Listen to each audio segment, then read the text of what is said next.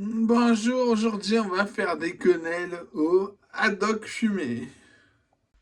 Alors vous pesez 1,320 kg d'eau chaude du robinet, qu'on met à chauffer. Pendant ce temps, vous pesez 500 g de farine. Quand l'eau bourra maximum possible, on ajoutera la farine et avec une spatule, on remuera sans arrêt avec le feu. Voilà, on mélange, faut que ça soit homogène. Et après, faut laisser cuire quelques minutes en remuant bien sûr. Alors la pâte ne fait plus qu'un bout. On peut éteindre le feu. On change de plat, on met à refroidir dans un baquet d'eau froide. Une fois la pâte tempérée, on ajoute un des œufs. Il faut en mettre 5. Voilà. Pour aller plus vite, avant que ça fasse la pâte, là, il y avait plein de petits morceaux. J'ai sorti le fouet. En mélangeant, là, on va aussi saler, poivrer, mais un tout petit peu, hein, pas beaucoup. Ensuite, on va intégrer 175 g de haddock fumé à la pâte en le hachant préalablement dans un bol avec des ciseaux. Là. On l'ajoute à la pâte, puis on laisse reposer au frigo quelques heures. Pendant ce temps, on va faire une béchamel. Alors on verse presque la brique entière de lait. Gardez 20% à peu près. On attend que ça bout.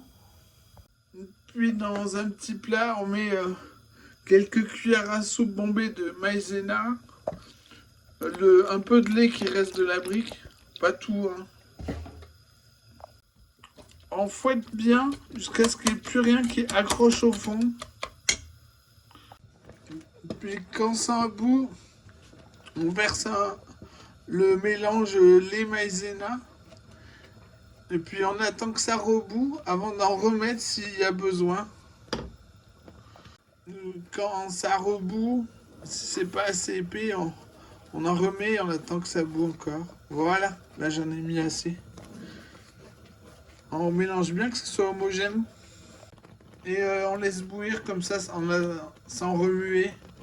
On peut enfin éteindre le feu.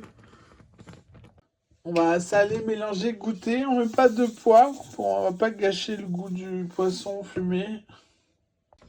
Puis on verse à peu près un peu moins de la moitié dans un grand plat à gratin. Voilà, on répartit bien en penchant le plat. Voilà. Ça colle plus au doigt. On va faire des belles quenelles. Voilà mes premières quenelles. Bon, à la fin, ça avait pas assez reposé, la pâte elle collait. Je pense que le faire la veille, ça devrait suffire.